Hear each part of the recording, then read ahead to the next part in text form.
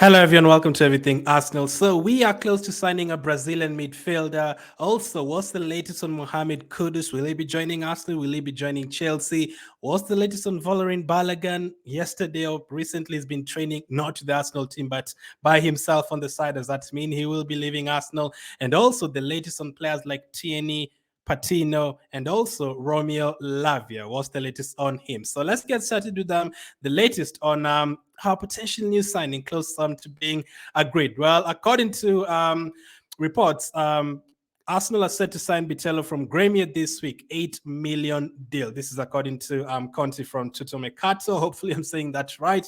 I'm guessing it's a Brazilian news outlet and stuff. So Brazilian publication. So that is the latest on Bitello. We have been linked to him for a couple of weeks now, but is he going to come to Arsenal and join the team straight away? Well, let's find out what's the latest on that one is.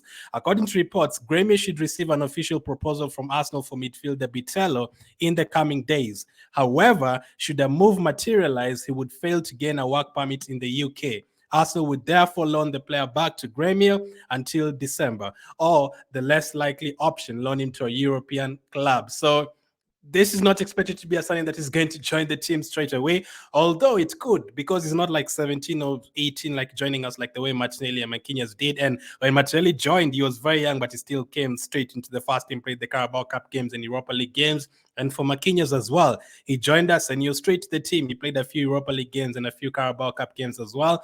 And those are the players that were pretty much supposed to be loaned out. Someone like a Martinelli at his age, he was meant to be loaned out. And someone like a Marquinhos, we were told that he was going to train with the under-23s before joining the first team.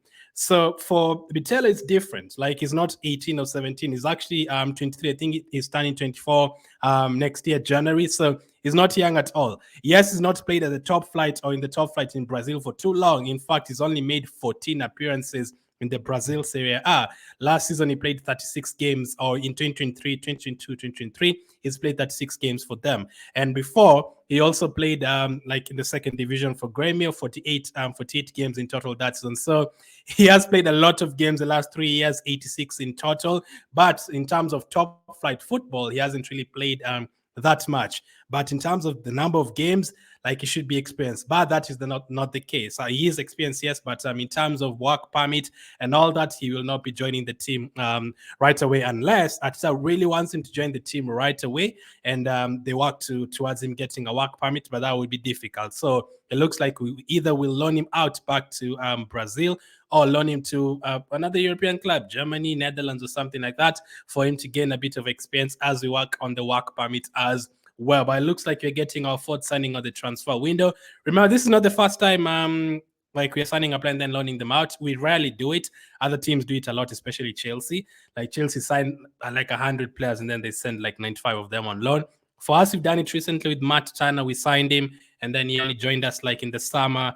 I think we did the same with Trustee. He remained there and then he joined us and then we loaned him out again. So we have done that a few times recently. But for Bitello, it is an exciting signing, another midfielder. For players like this, same with a player like Xavi Simons from PSG. If you get a player like that, you don't really necessarily have to play them right away. Yes, even though they have the quality, but as long as he is your player, you can just loan him out for him to gain experience for like 1 year. It's the same we did with Saliba. You buy the player, you don't have to use him straight away. You can loan him out as long as he knows he's your player. He's going to gain that experience. He's going to become a world-class player while he is your player, and you know he's going to be your player. Same thing you did Saliba. He went out on 3 loan spells, and now look at him, like, he's been a crucial player last season, and he's going to be a crucial player this season.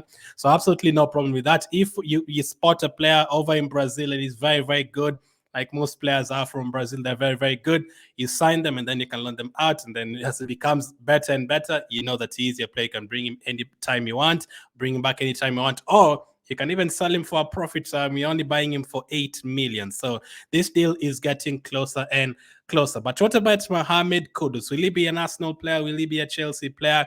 According to reports from Ben Jacobs, Chelsea have registered their interest in Mohammed Kudus and are even close to agreeing personal terms, but no offer has been placed yet. The Arsenal interest is genuine as well, although they won't move prior to outgoings. They made contact a couple of weeks ago. So 2-3 things here. One, we have already made contact with him. So it could be like the Rice deal. Remember when you guys were complaining, like, why are you taking so much time with the Rice deal and all that? They knew he was definitely going to be an Arsenal player, wasn't going to go to any other team. So could that be the situation with Kudus? They're like, you know what?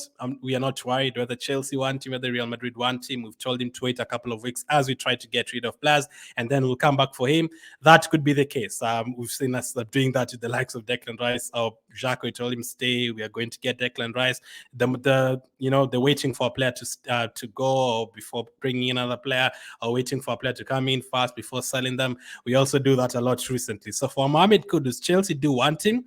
But if we've already spoken to him and you seriously want him to be our fourth signing, then maybe they're not right about him. I'm going to Chelsea. They just knew he's going to come to Arsenal. Or maybe they've registered their interest, but they're not very desperate. They're like, you know what? We are going to take our time to sell the players. When you get done selling players, we are going to come back for him. But if he's not available, if he's already gone to another team, that is fine. We have other targets we can go for. So let's just take our time in terms of selling players. If he's still available, we'll go for him. If he's not, to go for another player. So that could be the situation as well.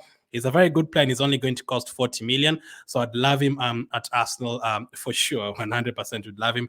Versatile players who can play as attacking midfielders, right midfielders, and all that can only help you. Although we've talked about it a lot recently, we do have a lot of those players in our forward lines, the likes of Trossard, Smith Rowe, Nelson, Saka, Martinelli, Odegaard, Fabio Vieira, Havertz. Now we have a lot of them. And then you also include the strikers who are still here.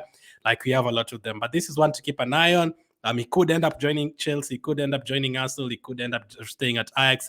Who knows? At the moment, I think he didn't train with Ajax, so does that mean he's definitely going to leave or something like that? I don't know. So let's wait and see. Speaking of strikers, what's the latest on Balogun? As I said, we have a lot of players in those forward positions, so a couple of them have to go. So will Balogun be one of them?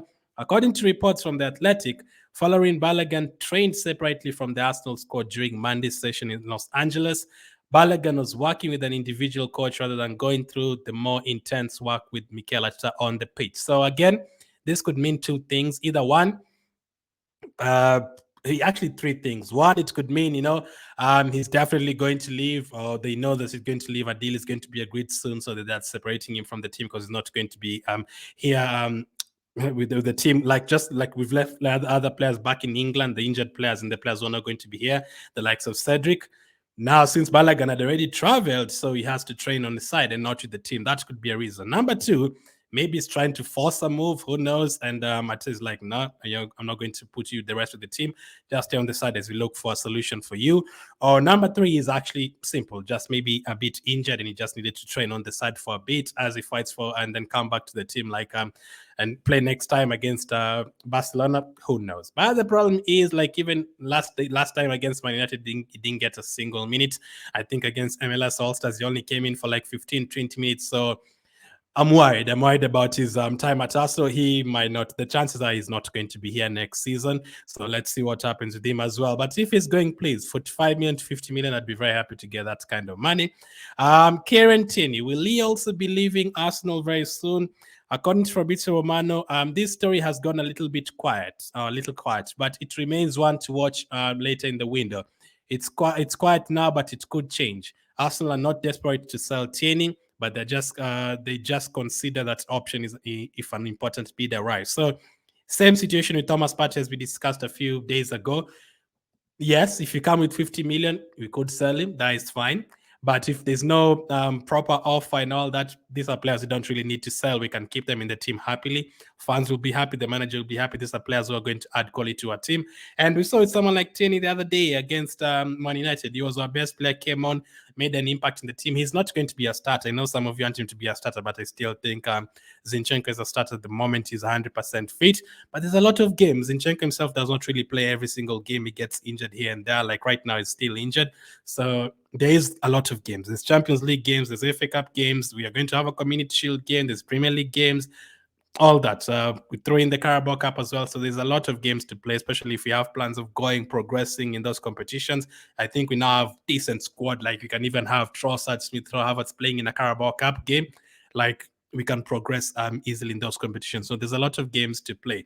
But as of now, I've not. Newcastle wanted him a couple of before the transfer window open, but that went quiet, as Fabrizio Romano has said, and I've not really heard about any other team that wants him.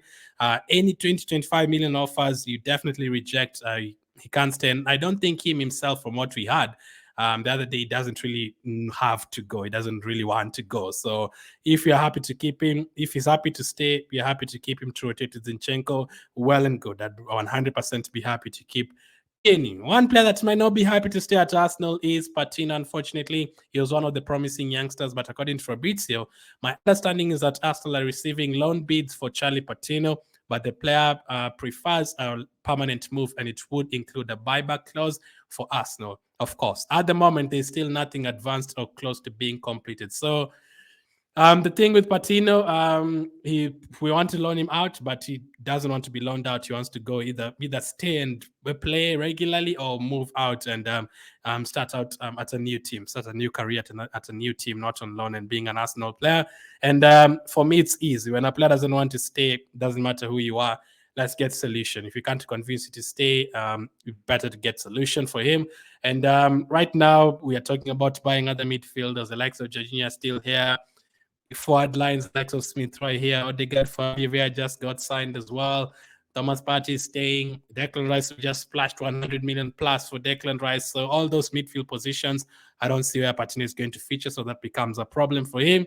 It might not have a breakthrough anytime soon. On top of that, the likes of Nwaneri seem to be ahead of him despite being younger. So unfortunately for Patino, he might not get his Arsenal chance. So he could be going very, very soon. The last one is Romeo Lavia. So Liverpool just made a 37 million bid for Romeo Lavia. It got rejected. That is a player we've also wanted recently, but I'm sure it went quiet because of the money that they're asking for.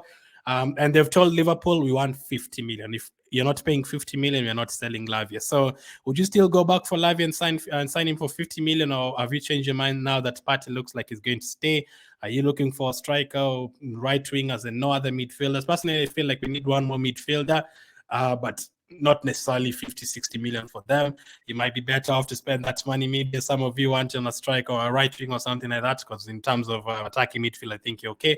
But let's wait and see what happens with Romeo Lavia. He might end up staying at Southampton, unfortunately, and maybe going back to Man City next year. But yeah, that is the latest on Patino, Balogun, Tierney, Kudus, Bitello, and also Romeo Lavia. Let me know what you think about all that. Thank you for watching. I'll catch up with you guys on the next one.